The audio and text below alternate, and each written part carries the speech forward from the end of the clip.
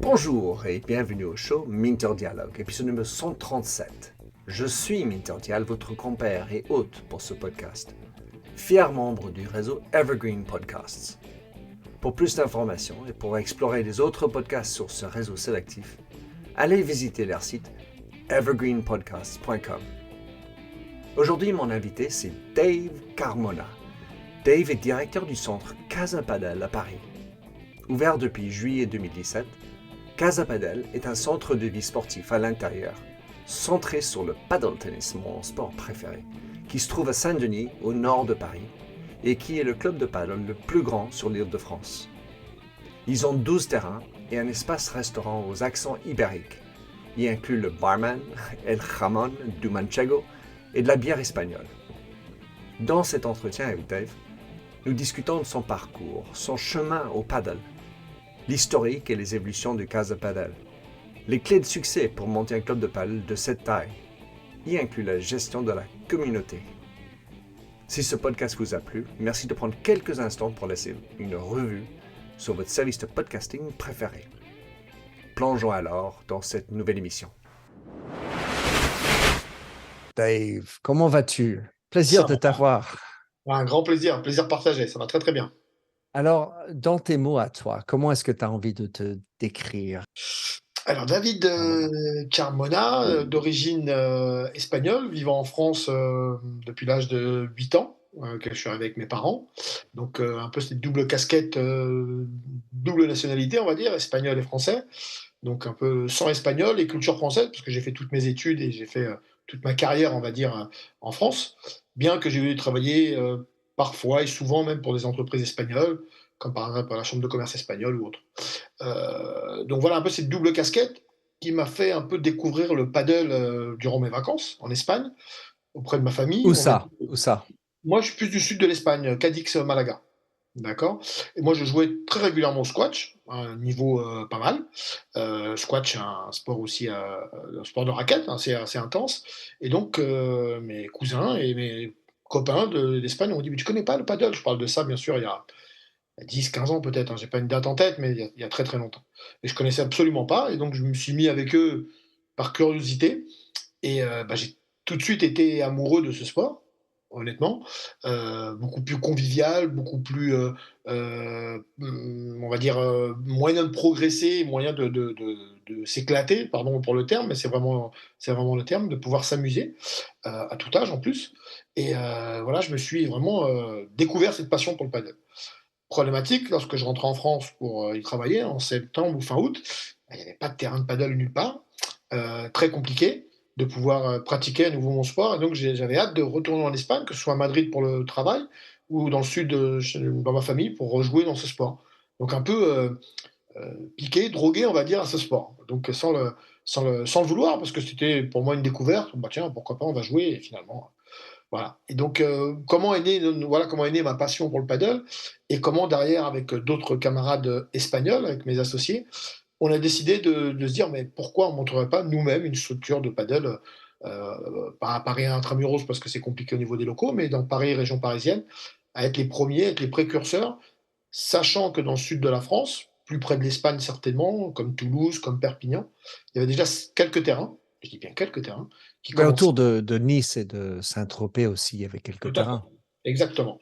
Mais bon, de Paris, c'est quand même plus de 1000 kilomètres, hein, donc pour aller C'est jusqu'à clair, week-end. c'est clair. Et le temps n'est pas pareil. Exactement, exactement. Donc un peu compliqué, et donc on a décidé de se lancer avec mes camarades, José Manuel Escoyin et Olivier Sanviti, que j'aime bien nommer, de dire: «Bah, pourquoi on ne tenterait pas nous-mêmes l'aventure et essayer de monter une structure?» Donc c'est parti un peu comme ça sur un projet, retour de vacances, en disant: «Pourquoi pas, pourquoi pas?» Mais finalement on y a mis les formes, on y a mis, tout ce qu'il fallait pour pouvoir effectivement créer, le premier centre de paddle, on va dire, indoor sur Paris, région parisienne. Presque, on va dire, parce qu'on était devancés par nos amis de Padel Horizon, qu'on peut citer, qui sont des amis, qui avaient monté ça du côté de Fontenay-sous-Bois, dans lequel il y avait 3 terrains. Et donc c'était un bonheur pour nous, parce qu'on pouvait continuer à pratiquer notre passion, finalement, tout en montant notre projet, voir un petit peu cette structure qui était, somme toute, assez sympathique. Et donc pouvoir la mettre un petit peu à notre sauce et améliorer. Donc voilà un peu comment me décrire et comment je suis arrivé dans ce monde du paddle qui en fait n'était pas via moi. Moi, je viens du monde de l'informatique, je viens du monde du sport, plutôt du football, parce que j'étais entraîneur de football. Et voilà, par passion et par passion que j'ai découvert donc par mes origines espagnoles, en fait que voilà, je suis tombé dans le monde du paddle et j'y suis toujours, hein, et je suis passionné. J'y travaille, mais pas que. C'est aussi une passion pour moi, c'est-à-dire que je suis un très très gros suiveur de paddle. Génial. Donc, aussi bien sur le plan personnel, tu joues, aussi bien que tu suis ce qui se passe sur le plan professionnel en termes de tour WPT, le premier paddle et tout. Tout à fait. Alors, je ne peux que, enfin, donc, un truc qui est drôle, c'est que ma femme est moitié espagnole, moitié française. Mhm, Donc, moi, en l'occurrence, basque. euh, elle a de la famille qui sont de Jaén, de sud de Madrid. mhm, Et donc, en espagnol, enfin, parle espagnol à la maison. mhm, Le côté espagnol, j'ai l'impression que c'est quand même fondateur. Alors que, bon, Argentine, Mexique, etc. mhm, Mais quand on regarde le succès du paddle, mhm, pour moi, quel que soit le pays, que ce soit la Suède, l'Angleterre, la France, le côté hispanique, mhm, espagnol, mhm. est extrêmement important, selon moi. Pour toi, c'est pareil? Oui, dans le sens où, j'ai l'impression que le paddle ressemble beaucoup à la mentalité des Espagnols, dans le sens où, c'est un sport beaucoup plus convivial et moins individualiste. Plus sport «d'équipe» entre guillemets, bien que c'est 2 contre 2. Donc, sport d'équipe, c'est pas du football, c'est pas un autre sport comme ça, mais ça reste un petit peu la mentalité espagnole de cette joie de vivre, d'une part, cette joie d'être compétitif, mais tout en s'amusant avec les adversaires. Et c'est un peu l'esprit qu'on retrouve dans le paddle. C'est pas un esprit tennis, c'est pas un esprit squash, où moi j'ai joué par exemple, ou un esprit football encore vraiment différent. Lorsqu'on joue contre deux autres partenaires, lorsque le partenaire adverse fait un beau point, on l'applaudit, on lui dit Oh, bravo. Alors je connais pas beaucoup de sports dans le monde où ça arrive.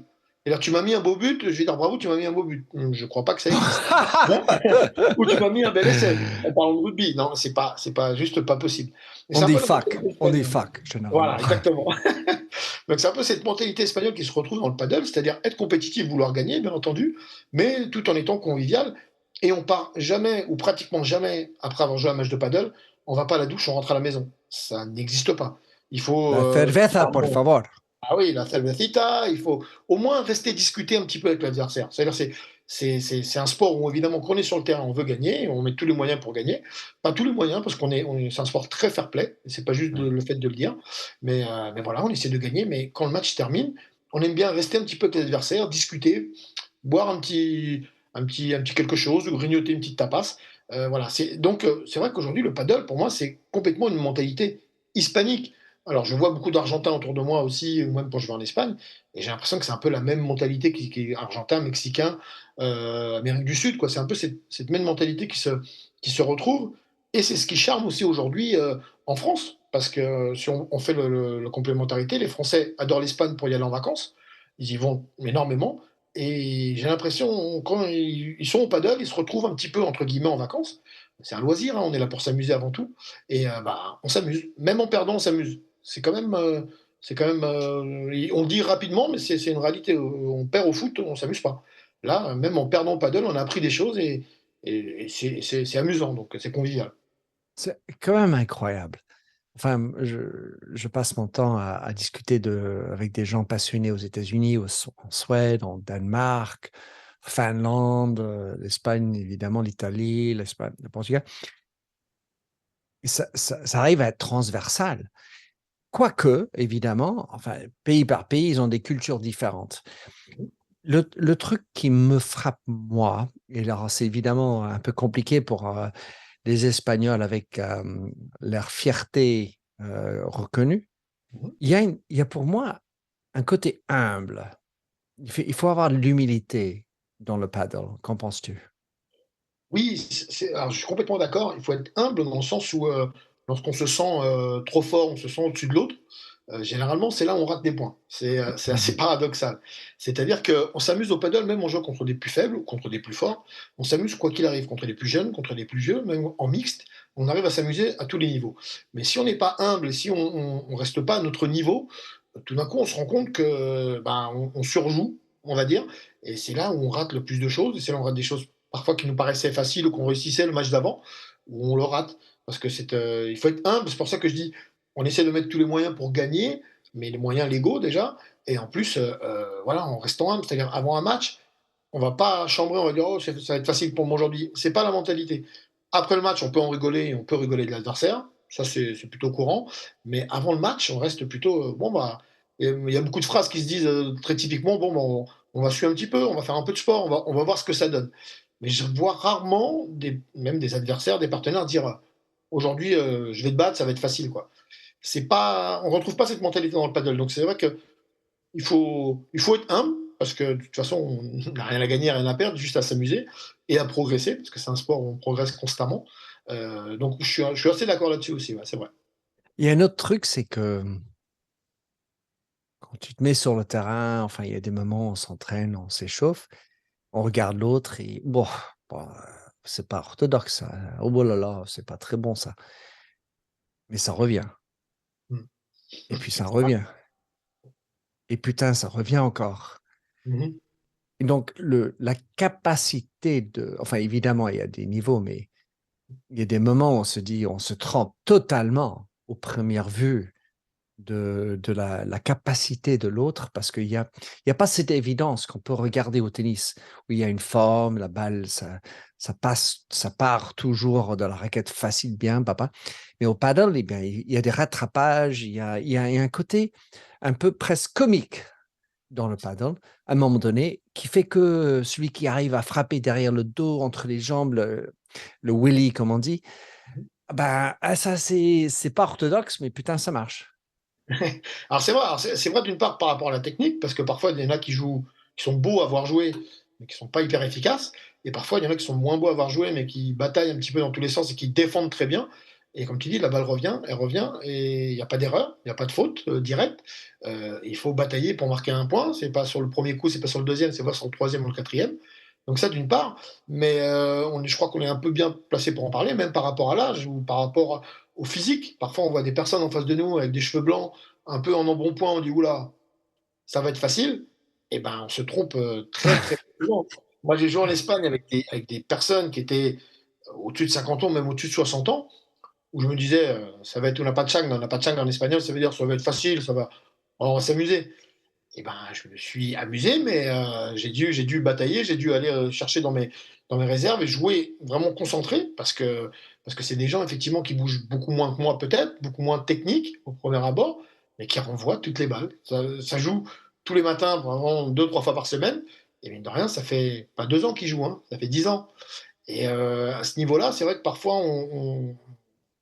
on a un peu ce manque d'expérience. Moi qui ça va faire quoi, 5 ans, 6 ans que je joue réellement. Là, moi j'ai joué avec des gens, en Espagne qui ont 10, 15 ans, voire 20 ans d'expérience au paddle, et ils en ont vu des vertes et des pas mûres, ils savent où se placer, ils savent anticiper. Il y a beaucoup d'anticipation aussi, hein, dans le paddle, il y a pas que de la technique, et il y a le mental, il y a la tête aussi, donc c'est un peu une combinaison de tout qui fait qu'aujourd'hui le paddle, il suffit pas de faire 1,90 m et d'être, très physique pour pouvoir être, les meilleurs. Alors, bien entendu, on parle de niveau et niveau. Si on est sur le World Padel Bien Tour, sûr. bien que World Padel Tour, je me rappelle encore, il y a 2-3 ans, il y avait quelques joueurs où tu les voyais, en vrai ou à la télé, parce que moi je me suis pas mal baladé, il y en a un certain qui n'était pas physiquement hyper au point, mais par contre qui sur un terrain, ne laissait rien passer, quoi, donc c'est vrai que là-dessus, on parlait tout à l'heure d'être humble, et on parlait effectivement de ne pas juger au premier abord, parce que souvent on se trompe d'ailleurs, c'est assez marrant. Ouais, ouais, bah, enfin, moi, j'essaye d'être comme ça. Enfin, je joue depuis 1974, donc je suis langue dans la bouteille par rapport au paddle. Bien sûr. Par rapport on va arriver sur Casa Padel après, mais, Ouais. combien est-ce que tu penses que les joueurs de paddle peuvent s'imprimer de la mentalité, de l'exemple des pros? Quand tu regardes le WPT, toi et moi, on a regardé, on connaît LeBron, Galan, Sanjo, Balasteguin et compagnie. Et puis moi, je suis complètement imbibé de ça. On dit qu'il y a 4 millions de personnes aujourd'hui qui regardent fidèlement le paddle pro. Mais pour toi, quand tu regardes autour de toi, parce que tu as beaucoup de membres de ton club, Combien est-ce que tu penses qu'ils sont imbibés de cette culture d'humilité, cette culture d'amabilité, sociabilité, cette culture de ah, Tapia, il s'est fait blesser, je saute pour l'aider, alors qu'il met mon adversaire. Mais je crois que les gens se comparent, à 100 par rapport à leurs «idoles» entre guillemets, on va dire. Leurs idoles aujourd'hui, on tu as parlé des meilleurs joueurs du World Padel Tour. Moi j'en connais d'autres même de niveau plus faible, par exemple des Français qui viennent souvent s'entraîner à Casa Padel et qui sont des gens adorables. Et il y en a pas un seul où je peux dire, je le dirai pas de toute façon, mais j'en connais pas un seul qui soit pas agréable, qui soit pas sympa, qui dise pas bonjour ou qui soit pas, même s'il a perdu, qui vienne dire bonjour et tout le monde s'imprègne Jeremy et de ça. compagnie. Voilà, exactement. Donc là, tu as parlé de blessés, moi je parlais tout à l'heure de gens qui font des bons points. Moi j'ai vu, LeBron, numéro 1 mondial, avec, Ali Galan, prendre sa raquette et applaudir des 2 mains un beau point que lui a fait son adversaire. En demi-finale ou en finale d'un World Padel Tour. Moi, je regarde d'autres sports et je suis assez fan de football aussi à la base. J'ai jamais vu ça de ma vie, mais jamais de ma vie. Même si tu le penses, sur un terrain, tu as limite pas le droit de faire ça. Et donc tout le monde s'imprègne un peu de ce qu'on voit à la télé. Et moi, c'est un peu les reproches que je peux faire au football aujourd'hui quand tu vois des joueurs qui font des tacles méchants ou qui arrêtent pas de rouspéter sur l'arbitre, et ben, tu vas voir des jeunes de 14-15 ans, ils font exactement la même chose que leurs idoles. Et moi, je dis aujourd'hui, nous, au paddle, on fait la même chose que nos idoles. C'est LeBron et Galan, bah, tu vois, LeBron et Galan, ils sont hyper fair-play. Et quand bien même, à un moment donné, ils ne le sont pas, parce que c'est arrivé sur un tournoi en particulier sur lequel je pense, et ben, ils se font remonter les bretelles par l'ensemble de leurs partenaires. Ça veut dire que dire, oh là, attention, là, vous avez passé une limite qui, dans le paddle, ne doit pas exister. Et moi, je trouve ça hyper, hyper joli. Donc, on parle souvent de fair play, et les Anglais aiment bien parler de fair play, mais c'est un fair play à demi-mesure. Là, réellement, c'est une joie de jouer, c'est un vrai fair play. Moi, quand je vois un joueur dire elle est faute, et dire à l'arbitre non, non, tu t'es trompé, elle est faute, et c'est balle pour les autres, dans quel sport on voit ça? Dans quel sport on voit ça? Moi, personnellement, je ne connais pas. Mais je suis très fan de beaucoup de sports, par exemple du football américain, que j'adore aussi, mais je vois pas ce genre de choses, quoi. C'est assez extraordinaire. Donc oui, on se compare à eux, et tant mieux, j'ai envie de dire, dans ce sport. Tant mieux, parce qu'on a des beaux exemples devant nous. Alors on a parlé des Espagnols, des Argentins, j'ai parlé moi des Français à notre petit niveau, bien qu'il y en a qui commencent à progresser et qui sont hyper, hyper agréables. Mais moi, par exemple, je me suis échauffé quand ils sont venus, le World Padel Tour est venu 2 fois à Casa Padel en Challenger. Les joueurs, David, viens taper des balles avec nous. Je dis, attendez, j'ai pas le niveau pour jouer. Mais David, non, c'est pas grave, viens, on s'échauffe ensemble. Et pour eux, tu sens que c'est un réel plaisir de partager leur passion, pourvu que ça dure. Parce qu'aujourd'hui, c'est le cas. Mais Ouais. ça se ressent, ça veut dire que, parce que tu veux les voir sur le Padel Tour, je sais que tu as déjà été aussi, tu peux tranquillement t'arrêter à discuter avec eux, tranquillement faire une photo. Je veux dire, ils sont hyper accessibles. Euh, alors j'espère que ça va continuer. Moi, c'est un peu la peur que j'ai, pour être tout à Ouais. fait sincère, parce qu'il commence à y avoir de plus en plus d'argent, et on sait que quand il y a de plus en plus d'argent, il peut y avoir des dérives. Alors aujourd'hui, j'en connais pas, et j'espère que ça va continuer dans ce sens-là. Tu as raison. J'ai eu le plaisir de tchatcher avec Galan à premier pas de Paris et plein d'autres. Et je pense au rugby, car moi j'ai joué 18 ans de rugby et j'ai connu beaucoup de l'équipe française avant et après devenir pro. Et j'ai quand même l'impression qu'ils sont restés fidèles aux mœurs et aux valeurs de rugby. Donc, ça me donne espoir parce que combien même ceux dont ils deviennent célèbres, gagnent plus d'argent, il y a quand même dans le rugby une valeur qui est un peu équipe, valeur de humilité Mhm. qu'on ne retrouve pas sur le terrain de foot américain ou de foot. Je l'espère en tout cas. Hmm. Et donc, Casa Padel, Oui. ton aventure Casa Padel, raconte-nous, parce que tu as dit, bon, on va faire un truc, deux copains, vous avez décidé de faire ça en intérieur. En Angleterre, je suis confus de penser que 90% des terrains sont à l'extérieur, car il paraît qu'il pleut en Angleterre. Ah, je suis pas au Donc, courant. en France, il pleut autant, mais plutôt en termes de quantité et pas de nombre de jours. Mais souvent, on parle de problèmes d'avoir de planification. Tu as fait ça à Saint-Denis. Le choix, c'était un gros problème. Comment est-ce que vous êtes arrivé à choisir ce hangar à Saint-Denis? Vous aviez eu plein de choix, c'était une évidence et comment ça s'est passé au début? Alors au début, honnêtement, en tant que tel, Saint-Denis en tant que ville, c'était pas un objectif, heu, réel. Nous, ce qu'on voulait, en proche banlieue parisienne. Paris intra-muros, au niveau prix et au niveau, structure, de toute façon, on a commencé à regarder, on trouvait absolument rien. Parce que, la grosse problématique du paddle, pour les gens qui ne savent pas, c'est qu'il faut un minimum de hauteur sous plafond, d'accord? Donc on peut pas aller dans des vieux bâtiments désaffectés, on peut pas aller, jouer sous 3 mètres sous plafond. Il faut minimum 6 mètres, voire 6 mètres et demi, voire 7 mètres pour commencer à pouvoir pratiquer du paddle convenablement, on va dire. Donc la problématique est partie là-dessus. Donc lorsqu'on a cherché des locaux, on a bien entendu été aidé. Tout ce qu'on nous proposait évidemment, c'était en proche banlieue, ou en grande banlieue. Mais nous, ce qu'on voulait, c'est être près de Paris, près des métros et assez accessible au niveau des autoroutes.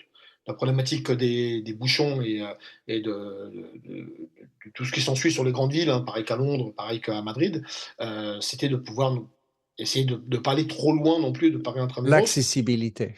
l'accessibilité et surtout des zones d'entreprise, on va dire, des grosses zones d'entreprise. Donc effectivement, il y a une grosse zone industrielle dans le nord de Paris, sur Paris Nord, au niveau de Saint-Denis, donc qui est pour nous, qui est vraiment très intéressante, puisqu'il y a un flux de population qui est vraiment extrêmement important. Et donc voilà, lorsqu'on a commencé à nous proposer, dans les Hauts-de-Seine, un petit peu de l'ouest parisien, on avait quelques pistes, mais c'était pas hyper concret. Et au niveau prix, c'était plutôt très élevé. Et on a tout de suite 2 pistes très intéressantes sur Saint-Denis, avec des locaux soit désaffectés, soit des locaux vides, et qui nous semblaient à nous réellement intéressants. Et c'est vrai que le choix s'est très rapidement porté sur les locaux qu'on a trouvés, parce qu'on était près du Stade de France, près de toute la zone donc, du Stade de France où il y a énormément de sociétés et de maisons mères, hein, de grandes banques et autres, ou même de la SNCF, hein, de plein de choses comme ça. Et près du métro, près du RER, donc du train de banlieue, et près de 2 autoroutes. C'est l'autoroute qui contourne Paris, donc la 86, et l'autoroute du Nord aussi, l'autoroute 1.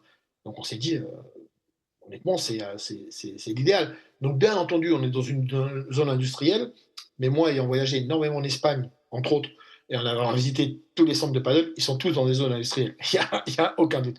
Donc au niveau sexy autour, oui, c'est pas sexy, mais on n'y va pas pour ce qu'il y a autour, on y va pour ce qu'il y a dedans. Et toute notre mentalité est partie de là en se disant, effectivement, ce qu'il y a autour, c'est une zone industrielle, classique, on va dire, ni plus ni moins, qui n'est pas ni dangereuse ni pas dangereuse. C'est une zone industrielle où il y a énormément de camions, on va dire. Mais par contre, quand on rentre dans Casa Paddle, il faut que ce soit agréable et qu'on a envie d'y rester. Et qu'on a envie d'y rester, pas que pour faire du paddle. C'est-à-dire pour avoir un lieu de vie et un lieu où effectivement on a envie de côtoyer d'autres gens qui ont la même passion que nous et de s'amuser un petit peu, de sortir du stress parisien des grandes villes, du boulot, de la famille, j'ai envie de dire, oui, de toutes les contraintes qu'on Bien a au quotidien. sûr. Voilà, de toutes les contraintes et d'arriver à Casa Paddle et se dire: «Waouh!» Et donc c'est vrai que les locaux, on les a trouvés assez rapidement. Bon après, il y a toute une négociation qui se fait effectivement parce qu'on est en location, avec le propriétaire et autres, le bail, comment faire et voilà et calculer rapidement, avec l'architecte, voir combien de terrain on peut mettre, là-dedans. Est-ce que la hauteur sous plafond est convenable? Est-ce qu'il y a des vestiaires? Est-ce que voilà, après toute la mise en place. Mais ça c'est des soirées, presque des nuits entières à travailler dessus, mais avec un réel plaisir, on va dire, parce qu'effectivement, on construit quelque chose et j'ai l'honneur et toujours la fierté de dire, on a posé la première pierre, quoi. C'est là que je dis: «On a posé la première pierre». La première fois que je suis rentré dans ces locaux complètement vides, avec des poteaux en plein milieu et avec des toiles d'araignée au plafond, voilà, c'est comme ça, sans vestiaire qui n'existait absolument pas. C'était à la base, c'était une société qui vendait des amortisseurs pour camions. Donc absolument rien à voir, quoi. Donc voilà, donc lorsqu'on est Sauf rentré dans l'amorti, sauf la dejada, effectivement, l'amorti. j'y avais pas pensé, ouais. Et donc voilà, voilà comment a commencé l'aventure Casa Paddle et après tout ce qui s'ensuit, bien entendu au point de vue financier d'une part. Après c'est pas trop ma partie donc j'en parlerai pas trop. C'est plutôt effectivement mes 2 autres associés qui ont mené ça, par rapport au business plan. Mais c'est vrai qu'après tout ce qui est, par contre, construction du club en tant que tel, c'est plus moi qui ai mis la main à la pâte, là-dessus, puisque moi j'étais hors activité aussi à ce moment-là et eux continuaient leur activité professionnelle. Donc ça voilà, on palliait les uns aux autres.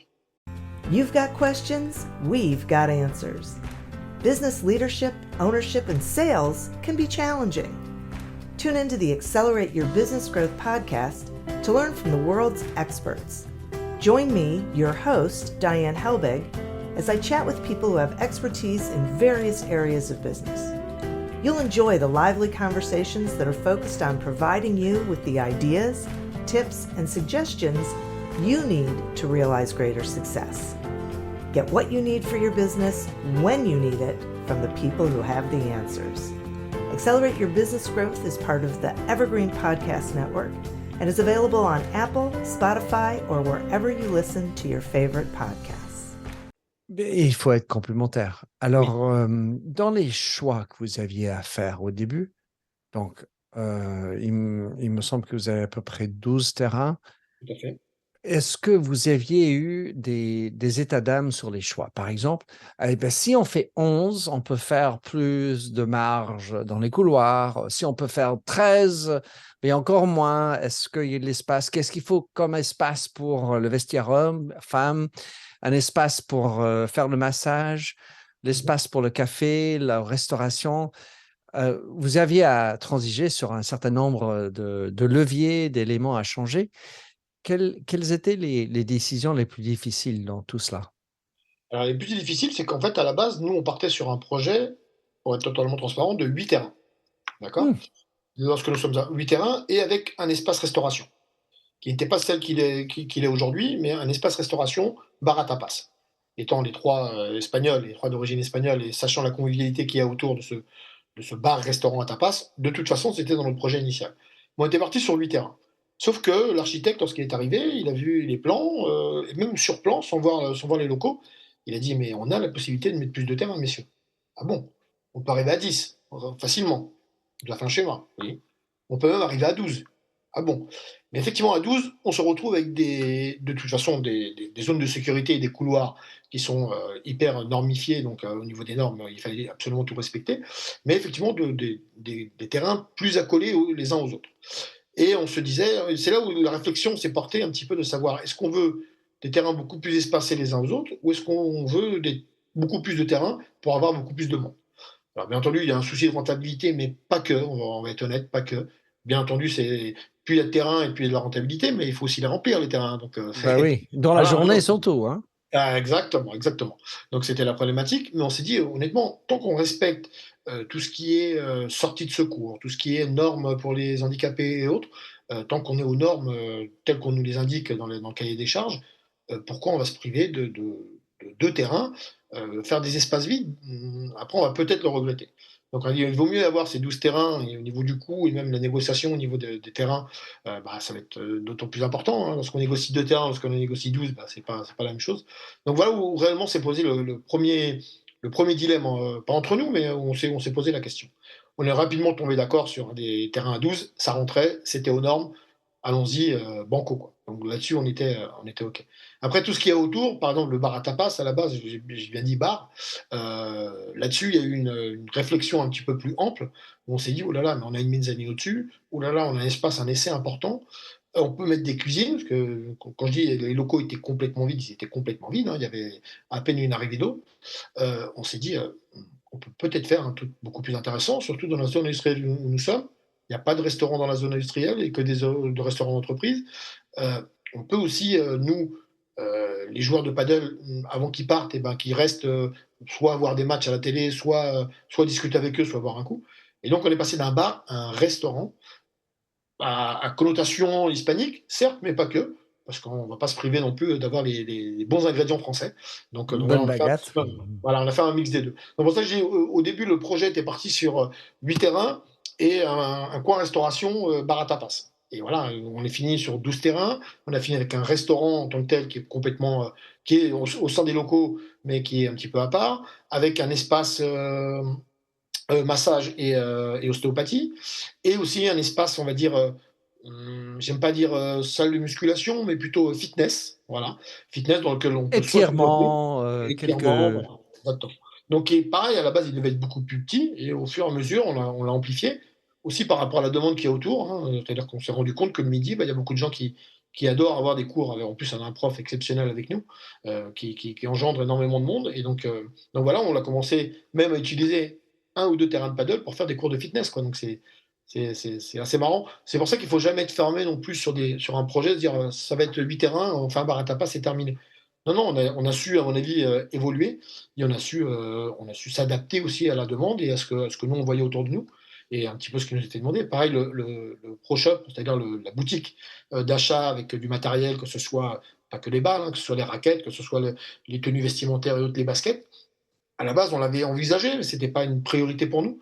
Aujourd'hui, on se rend compte que justement, c'est un attrait hyper important, par rapport à ça, parce que, voilà, aujourd'hui, les gens sont très contents de pouvoir essayer des raquettes, de pouvoir en acheter, de pouvoir en tester et voilà et donc c'est pas anodin d'avoir aussi cet espace, on va dire, boutique au sein du club.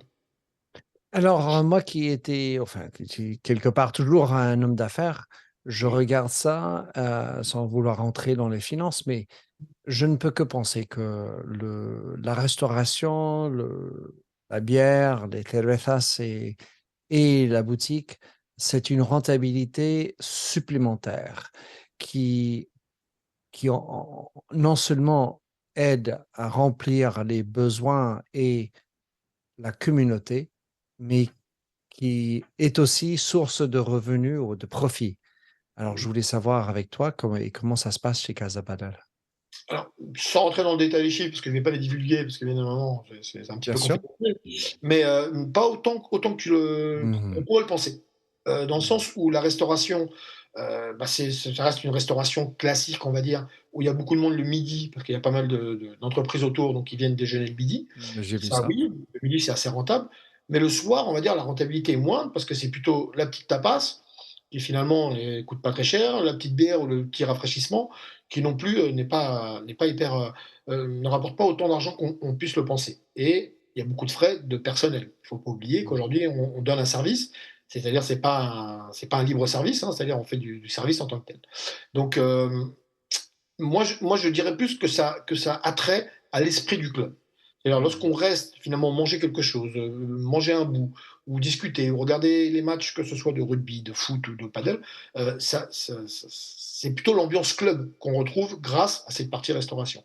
Peut-être pas le midi où encore une fois c'est les entreprises du coin qui viennent, mais plutôt cette ambiance du soir ou des week-ends. Parce que les week-ends, évidemment, les sociétés sont fermées. Ça, d'une part. Donc, la rentabilité, oui, bien entendu, on ne va pas perdre de l'argent avec la restauration, et ce n'est pas ce qui nous rapporte non plus le plus. On va être tout à fait honnête. Mmh. De même pour la boutique, c'est-à-dire pour le Pro Shop. Aujourd'hui, sur Internet, on peut trouver tout type de produits, certainement moins chers que chez nous, certainement la même marque, des mêmes produits, des mêmes choses. Nous, on est parti sur du partenariat avec certaines marques, qui changent au fur et à mesure du temps, mais un vrai partenariat. C'est-à-dire que nous, aujourd'hui, on estime que les deux choses essentielles pour jouer au paddle, c'est la raquette, la pala en espagnol, et les baskets. C'est-à-dire on ne peut pas jouer avec des running, parce que sinon on glisse sur notre piste sablonnée. Et nous, on s'est dit aujourd'hui, on veut faire tester les produits, parce que si on teste un produit, et si on est à l'aise avec, eh ben, on va l'acheter, tout simplement. Et généralement, lorsque quelqu'un teste un produit chez nous, il n'y a pas cette démesure d'aller dire, bah, tiens, je vais l'acheter sur Internet à 10 euros ou 20 euros moins cher. Voilà, il nous laisse la préférence. Et aujourd'hui, c'est vrai que nous, on retrouve deux types de clients. Des gens qui disent, j'ai envie d'une raquette, j'en teste plusieurs, et finalement, il achète chez nous. Ou une personne qui arrive, ah, bah, j'ai acheté ça sur Internet, une super affaire, et finalement, la raquette n'est pas adaptée à son jeu. D'accord. Donc, il y a plusieurs types de raquettes, que ce soit par rapport au format, mais moi, je pense plutôt que c'est une raquette d'attaque, une raquette de contrôle, une raquette. Bon, il y a pas mal de choses qui sont vraiment très différentes. Et donc, voilà pourquoi aujourd'hui, nous, on se dit, tu viens à Casa Paddle, on est des professionnels de ce sport-là, et on peut te conseiller convenablement par rapport à ton jeu et par rapport à ce que tu recherches en termes d'équipement. Et donc, voilà, ça, c'est hyper important. Pareil pour les balles aujourd'hui, hein, il y a différentes formes de. Pas formes, pardon, différentes balles, différentes marques et autres. Nous, on a eu, je ne vais pas les citer non plus, mais une marque où les balles n'allaient pas du tout. Et au bout d'un mois, on a arrêté parce qu'on s'est dit, attends, ces balles-là, au début, elles sont super bien, et tu joues au bout du troisième match, elles ne servent plus à rien, quoi. C'est pas intéressant ni pour nous, ni pour nos clients. On s'est dit, attends, là, on n'est pas là juste pour gagner de l'argent, parce que finalement, nos clients s'en rendent compte aussi. Ils disent, attendez, vous me vendez des balles, au bout du troisième match, je ne peux plus jouer avec. C'est pas très professionnel. Donc, si on se dit professionnel du paddle, on l'est jusqu'au bout. On teste du matériel. Il y a pas mal de marques qui viennent nous voir, des marques lambda, des grosses marques. Et aujourd'hui, on essaie de faire un panachage un petit peu de tout. Mais surtout, on teste les produits et on sait de quoi on parle. Et moi, aujourd'hui, lorsque on a des conseils à donner à des gens, il y a John en particulier qui est vraiment le responsable ProShop, mais pas que, qui même au niveau du personnel que l'on a chez nous, va leur dire, elle va leur donner des conseils, elle va leur dire un petit peu comment s'adapter à ça. Donc, le profit, oui, on va pas perdre de l'argent au niveau de ces dépostes, certes, mais c'est pas là-dessus où réellement on recherche, nous, de la rentabilité absolument. C'est pas là-dessus. Nous, où la rentabilité vraiment recherchée, c'est soit sur les cours de paddle, soit sur les annexes. On va dire sur les annexes, on fait du yoga, on fait du fitness, on fait de l'ostéopathie. Là-dessus, la rentabilité est certainement plus importante. Et c'est nous, on cherche à se développer. C'est-à-dire toujours à se développer, toujours à chercher des idées et toujours à faire des choses intéressantes. Par exemple, un exemple très concret, on fait pratiquement tous les week-ends des tournois de niveaux différents, mais pratiquement. Et pourquoi? Parce qu'on se dit, sur un tournoi, on ne gagne pas autant d'argent que ça, mais ça fidélise énormément nos clients, ça fidélise énormément les gens qui viennent chez nous. Ils payent 25 euros ou 20 euros pour jouer minimum 3 voire 4 matchs sur une journée. Et l'ambiance club se retrouve, c'est très convivial. Tu joues généralement avec des gens à peu près de ton niveau. Et il y a beaucoup de rencontres qui sont. Alors attention, hein, quand je dis rencontres, je dis pas rencontres, comme on peut Attention, l'entendre, monsieur français, là. pas des rencontres comme sur certains sites, mais des rencontres pour justement de partenaires, pour ensuite qui s'échangent des téléphones, ce qu'on le voit, et qui après se recontactent pour jouer ensemble, et généralement chez nous, donc c'est vraiment un bonheur. Donc voilà un petit peu nous, on voit notre rentabilité, notre mentalité, et après le nerf de la guerre, et je pense que ça va être la question suivante, le nerf de la guerre, c'est de remplir un maximum les terrains. Donc c'est vrai qu'aujourd'hui, nous, on a la chance et le privilège de dire tous les soirs en semaine, de 18 h à pratiquement minuit, on a les 12 Impossible terrains. d'avoir un terrain avant de, si tu n'es pas membre et tu peux réserver. Exactement, c'est très très compliqué. Les week-ends, c'est un petit peu moins compliqué, mais attention parce qu'il y a des tournois aussi. Donc ça devient de plus en plus compliqué. Et après, on a les fameuses heures creuses. Donc qu'est-ce que les heures creuses? Les heures où effectivement les gens sont au bureau, généralement ils travaillent, c'est-à-dire le 10 h midi et le 14 h 17 h, on va dire, pour simplifier. Où là-dessus, effectivement, on a encore beaucoup de progrès à faire, beaucoup de choses, de pouvoir d'amélioration, on va dire. Donc voilà, trouver des personnes qui puissent être intéressées à ces heures creuses, d'être libres, de pouvoir venir jouer. C'est un peu le nerf de la guerre de Casa Paddle, mais pour parler avec tous nos petits copains à droite et à gauche de tous les clubs environnants, tous les clubs en tout cas en France. Il y a un club à Londres qui s'appelle Rocks Lane. Ils ont maintenant 10 terrains, dont 4 couverts et 6 ouverts. Dans un terrain qui est totalement bâtard, mais le sujet, c'est toujours les moments creux. Et juste par rapport aux chaussures, pour ceux qui écoutent et qui jouent au paddle, moi, mon idée, c'est que si vous ne saviez pas, acheter des chaussures pour la terre battue, enfin, c'est mon avis de Meilleur meilleur conseil. type de chaussures. Tu es d'accord? Oui, complètement. Alors, tu as dit beaucoup de choses. Alors, j'adore ça. Un des points qui me paraît, donc, outre évidemment les heures creuses, c'est le rôle social du pro. Le professionnel qui est capable enfin, il y a un problème majeur pour moi dans le paddle, c'est la capacité de se auto-évaluer. Mhm. Car quand tu veux faire un jeu, tu dis: «Bon, tu joues bien?» «Oui, oui, je joue bien». «Ah, d'accord, on joue».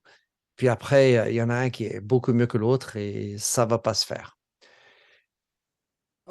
Et il y a le côté communauté sociale dont on a parlé. Mhm. Et alors, par rapport à ça, tu as parlé de ton pro, très, très bon. Comment est-ce que tu évalues? Quel brief donnerais-tu pour quelqu'un qui voudrait monter un club quelque part ailleurs? Comment faire en sorte que tu as le bon profil Le ou bon les bons profil, profils? les bons profils pour pouvoir se juger soi-même au Le niveau. pro, les pros, le pro. Est-ce qu'il doit être espagnol ou elle? Est-ce que ça doit être quelqu'un qui est extraverti et social? Est-ce que c'est quelqu'un qui est capable de dire, toi, tu es beaucoup mieux que Minter, il faut que toi, tu joues avec celui-ci, et Minter, attends, voilà, l'autre. Non, mais je crois que alors il y a 2 choses dans ta question. La première, c'est que, je pense que tous les caractères peuvent se retrouver, dans le paddle, que ce soit des introvertis, extravertis, qu'ils soient, suédois, espagnols, anglais ou français. Là-dessus, pour moi, il y a pas une réelle problématique. Où nous, on trouve une problématique et on a parfois des problèmes avec nos clients, c'est le niveau des communautés ou des groupes que l'on peut créer. Et là-dessus, tu m'as demandé tout à l'heure un conseil.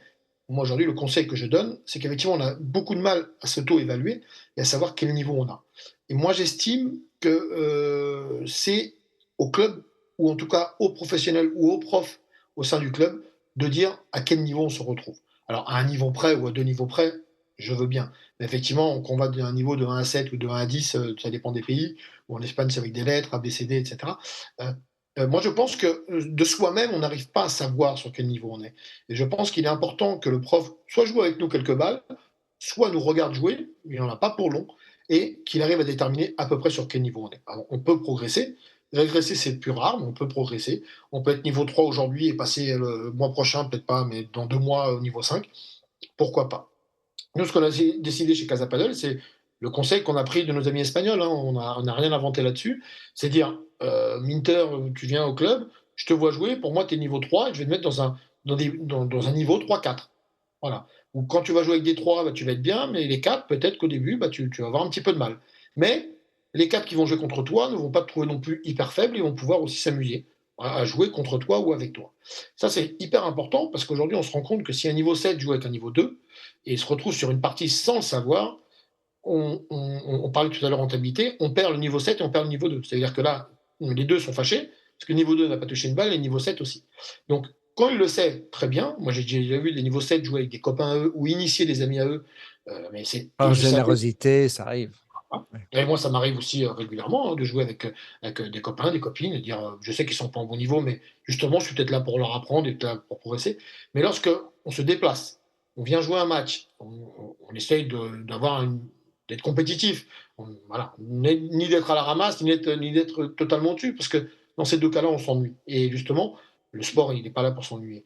Et aujourd'hui, lorsqu'on voit des pros français, par exemple, quoi, des pros français entre guillemets, parce que c'est dur d'être pro pour l'instant au niveau des Français, au niveau du paddle, mais lorsqu'ils viennent jouer, lorsqu'ils jouent contre des grands joueurs, parce qu'on a fait des classes chez nous avec Ale Galan, par exemple, qui est venu, et lorsqu'on voit qu'ils ne forcent pas et qu'ils marchent, et que nous, à côté, on court comme des tarés, on se dit, bah voilà, on a compris où était notre niveau de progression. L'écart, oui. Voilà, où était l'écart.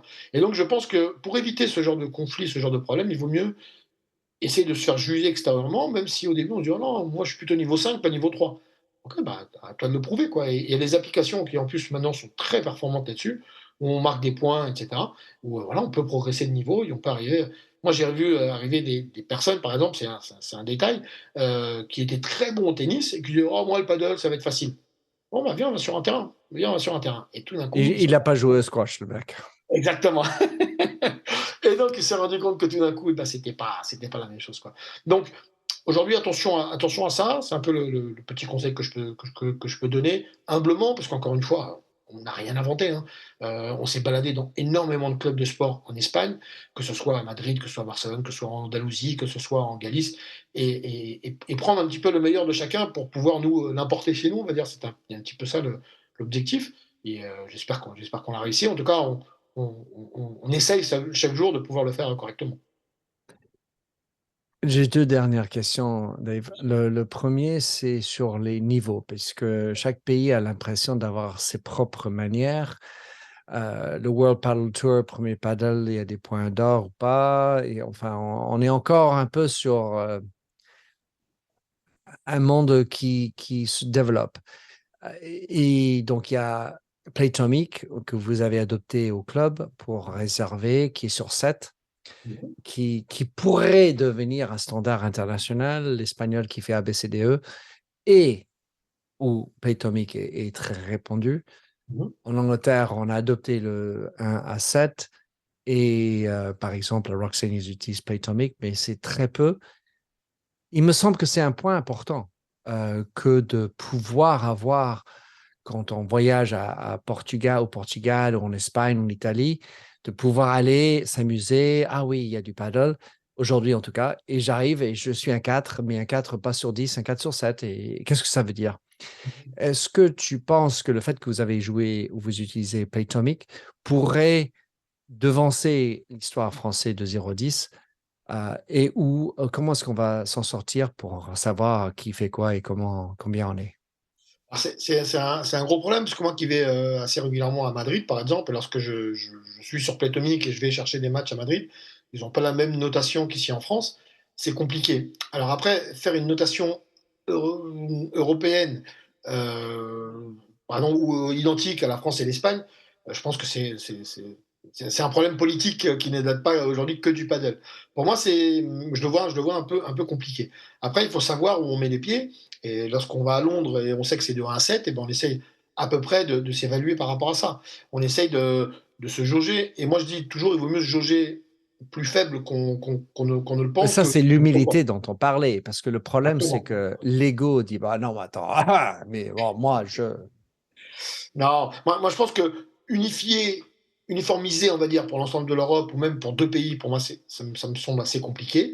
Mais par contre, essayer d'être humble et après, moi, je fais ça parce que j'ai peur d'ennuyer quelqu'un si je lui dis je suis niveau 5 et je joue contre un niveau 5 en Angleterre, et ben peut-être que je vais prendre l'eau et que mon partenaire en face va pas s'amuser.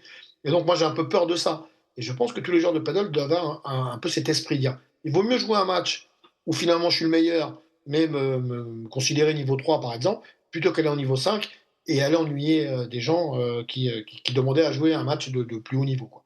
Donc c'est bien d'être honnête avec soi-même et limite de se dévaluer un petit peu lorsqu'on va dans d'autres pays. Alors j'ai parlé d'Angleterre parce que je suis déjà allé, mais l'Espagne c'est pareil, je fais la même chose. Et finalement, bah, on y va pas pour gagner des points, on y va pour faire un bon match et que ce soit agréable. Et en face, rencontrer des gens qui finalement peuvent devenir aussi des copains ou des connaissances et lorsqu'on retourne à Madrid, eh ben, les recontacter pour rejouer avec eux. C'est ça l'esprit qu'on essaye, nous, d'attribuer, et pas d'arriver, de rouler des mécaniques et dire je suis le meilleur. Mais lorsqu'on est humble au paddle, et même au haut niveau, parce encore une fois, les joueurs français qui sont partis en Espagne tenter leur chance, ils sont hyper humbles. Et ils s'entraînent parfois avec des joueurs qui sont dans le top 20 mondial, top 10 ou top 20 mondial, mais ils sont hyper humbles et ils sont hyper reconnaissants de pouvoir s'entraîner, de jouer avec eux. C'est un peu dans cet esprit qu'il faut arriver dans le paddle, de façon à pouvoir progresser, de façon à pouvoir regarder. On parlait tout à l'heure de regarder ses idoles. Ben oui, on les regarde, on joue contre eux et on voit un petit peu où est-ce qu'on en est, quoi. C'est un petit peu cet esprit-là qu'il faudrait continuer à développer. Et je pense que généralement, ça se fait. Après, je te dis, nous, les peu de fois où des gens se sont auto-évalués et il y a eu des matchs ratés, ben, on en a entendu parler, quoi. Évidemment, on est dans un club où la confiance est totale, où le tutoiement est total. Alors en France, c'est très rare. Et ben, les gens n'hésitent pas à venir nous le dire, et tant mieux, quelque part. Et c'est là où, effectivement, au début, on laissait les gens s'auto-évaluer. On s'est rendu compte que, en fait, on faisait peut-être une erreur. Donc, on a corrigé le tir. Donc, il faut avoir ce pro qui a cette capacité de, dans l'espace de quelques minutes, voir et dire ce qu'il y a. Et j'avais envie de citer un ami qui est d'Ibiza, qui joue très, très, très bien, espagnol, enfin argentin, pardon, qui est basé en Ibiza. Et il est venu à Londres et il a eu la gentillesse de se lever à 6 heures du matin pour la madrugada, comme on dit en espagnol, et à jouer avec nous, alors qu'on était moins en dessous, beaucoup moins en dessous de lui. Et ça, cette générosité, cette humilité, c'est quelque chose que j'apprécie énormément dans le paddle. Et dans mes rêves, il y aurait un espèce de playtomic qui nous harmonise dans nos capacités d'un jour à l'autre. Dernière question pour toi, David. Alors, c'est si tu avais à donner un conseil pour quelqu'un dans une autre partie du pays ou ailleurs qui voudrait monter un club, quel serait ton conseil numéro un pour quelqu'un qui reprend les expériences et ta sagesse? Mhm. Voilà, ce serait Alors, quoi? mon conseil numéro un, et ça va l'air tout bête, mais c'est de bien faire attention où on s'installe. L'installation d'un club, même si c'est généralement dans les zones industrielles, comme j'ai pu le dire tout à l'heure, il faut faire attention à deux choses qui, pour moi, sont primordiales. Que ce soit facile d'accès, ça a l'air bête, mais parfois des industriels au fin fond du monde, c'est compliqué. Facile d'accès en voiture et en transport dans les grandes villes que l'on connaît, comme Paris, Londres ou Madrid.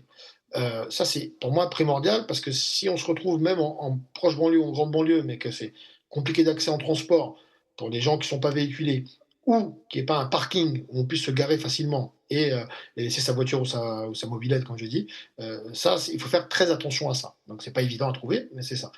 Et attention à la hauteur sous plafond. Parce que moi, j'ai vu des clubs qui ont coulé, malheureusement. parce qu'il y avait 4 mètres 50 ou 5 mètres de hauteur sous plafond, et c'est pas possible. Aujourd'hui, le paddle, il y a énormément de lobes, il faut énormément de hauteur. Il ne faut pas se tromper, il ne faut pas juste monter un club près de tout et finalement à 4 mètres de hauteur. Ça va pas aller parce que finalement, lorsqu'on va progresser, et même au petit niveau, j'ai envie de dire que nous on a, on s'amuse plus parce qu'aujourd'hui, faire des lobes, c'est hyper important, avoir de l'espace, c'est hyper important. C'est deux choses qui paraissent anodines, mais avant de penser à toute autre chose, au financement et autres, attention à l'emplacement géographique, j'ai envie de dire, où est-ce qu'on se situe, et effectivement à la hauteur sous plafond. Ça a l'air tout con, mais j'ai vu des clubs, malheureusement, hein, je dis encore une fois, se casser la gueule parce qu'ils n'avaient pas fait attention à ces deux choses-là. Et voilà, c'est des choses qui, pour moi, sont primordiales. Et après, encore une fois, nous, Casa Paddle, ça marche, et tant mieux pour nous, et on est fiers et contents. Mais on n'a rien inventé, hein. Quand je dis on n'a rien inventé, on a été voir beaucoup d'autres clubs, on a essayé de prendre le meilleur de chacun, et on a vu les défauts de chacun aussi. Par exemple, un club très sale où il y a des toiles d'araignée au plafond, c'est juste pas possible. Mais on l'a vu. Mais justement, nous, en tant qu'utilisateurs, on est rentré dans ce club, on s'est dit, oula, c'est juste qu'on ne veut pas chez nous, par exemple. Et voilà. Et après, par contre, tout ce qui est, tous les à côté, tout ce bar à tapas, toute cette convivialité, tout cet esprit, tous les cours de paddle qui sont donnés, etc., on n'a rien inventé, hein. L'Espagne a, pour moi, 20 ans d'avance. Et justement, il y a des choses qui font très bien. Il faut pas hésiter à les copier parce que hein, c'est pas, c'est pas donné à tout le monde. Donc faire attention, hein, pour moi, c'est ces deux choses-là, le point de vue géographique et la hauteur sous plafond, qui sont des choses vraiment primordiales. Oui, évidemment, là, ça sous-entend ayez un plafond Ben quand oui. vous êtes dans des pays pluvieux. Alors, Ah, David, pour justement, les... excuse-moi de te couper. Moi, je comprends pas comment à Londres, on est parlé de rentabilité tout à l'heure, comment ils arrivent à avoir énormément de terrain en extérieur, parce qu'on a évalué hein, ces choses-là. Alors, on parle de la pluie, certes, mais on peut parler aussi du froid, on peut parler aussi Vent, de soleil. de l'ensoleillement. Moi qui viens du sud de l'Espagne, de Cadix, la plupart des terrains sont couverts, hein, parce que là-bas, il y a beaucoup de vent et parce que là-bas, il y a beaucoup de soleil. Certes, mais aujourd'hui, à 3 heures de l'après-midi, tu peux pas aller jouer à Cadix au paddle, c'est pas possible. Si, dans les terrains indoor. Donc voilà. Et oui, Donc, quitte à être même plus de air rentabilité, ça c'est important conditionné. quand même. Ouais. Absolument. Ben, écoute, grand plaisir de t'écouter, David, c'est de partager cette passion partagée pour quelqu'un qui écoute, pour découvrir le paddle et ou pour vous rejoindre au Casa Paddle. Comment s'y prendre et qu'est-ce que tu donnes comme conseil et voilà, quel moyen d'accueil voudrais-tu leur donner? Bah, très simplement, bah, déjà, on a un site internet Casa Paddle qui est assez intéressant. On est Point sur .fr, point .fr. .fr, pardon. On est sur Facebook, Instagram, donc on communique énormément au niveau des tournois et même parfois des tournois débutants. Moi, j'adore ces petits tournois débutants, les P25, où c'est des gens qui n'ont jamais fait de tournoi, qui n'ont jamais fait de compète, qui ont joué peut-être 3 fois au paddle et qui viennent jouer. C'est extraordinaire. C'est très marrant. Les gens se prennent au sérieux pendant ce tournoi alors qu'il n'y a pas grand-chose à gagner, mais c'est vraiment génial. Alors voilà, venir sur les sites, venir effectivement sur Playtomic, hein, parce qu'on peut réserver nos terrains sur Playtomic. Et après, le conseil aussi que je donnerais, parce que tu m'as parlé de conseils à l'instant, n'hésitez pas à prendre quelques cours de paddle. Quand je dis quelques cours, je pense de 3 à 5 cours avec un prof, même en collectif, à 2 ou 3 personnes, pour apprendre juste les rudiments de comment se placer, de comment jouer. Et voilà. Et pour pouvoir commencer convenablement, je pense que c'est pas 50 cours comme on peut en avoir au tennis. 3 à 5 heures de cours, c'est pas mal. Et on arrive déjà à avoir une bonne pratique et à savoir sur quoi on doit progresser. Et après, bah, il faut pratiquer, hein. Alors, le paddle, c'est addict, hein. Donc, moi, je dis toujours, Attention, attention, danger à vous. Moi, j'ai envie de dire, David, que mieux vaut le faire en collectif au début, car non seulement vous allez voir en apprenant des autres des mêmes fautes, vous allez retrouver 3 autres partenaires avec lesquels vous pourrez jouer par la suite.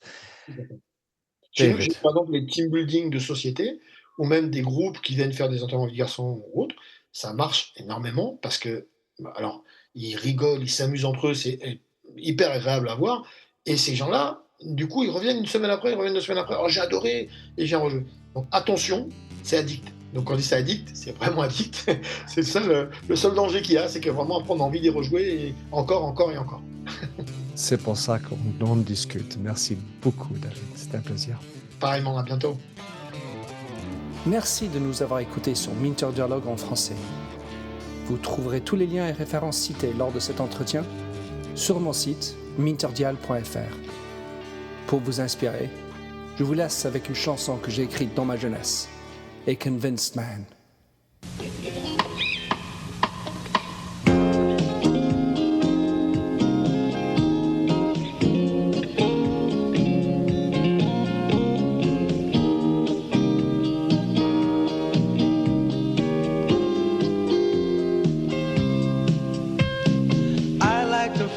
A stranger tucked around me, precipitating the danger. To feel free, trust is the reason. Still, I won't toe the line.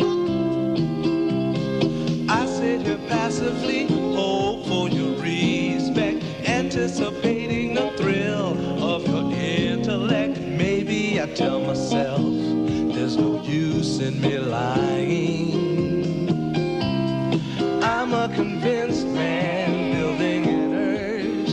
I'm a convinced man, to live and die submerged. A convinced man, in the arms of a woman. I'm a convinced man, challenge my fate. I'm a convinced man, competition's innate. A convinced man, in the arms of a woman. Despise revenges and struggle with deceit. Live for the challenge so life's not incomplete. What's wrong with challenge? I know soon we all die. I like the feel of a stranger tucked around me, precipitating the danger. To feel free, trust in my reason, and let me show you why. I'm a convinced man, practicing my lines. I'm a convinced man, here in these confines. A convinced man, in the arms of a woman. I'm a convinced man, admit to the test. I'm a convinced man, I'm ready for an arrest. I'm a convinced man, in the arms of a woman.